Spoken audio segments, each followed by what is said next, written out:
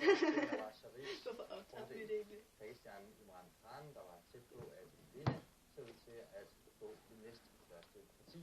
Det er dog ikke sikkert, at når Sharif har fået pladsen nok i parlamentet til at komme i regeringen alene, og dermed kan han altså blive nødt til at skulle samarbejde med andre partier for at blive premierminister igen. Der er 3. Jeg er gået til 2. Der!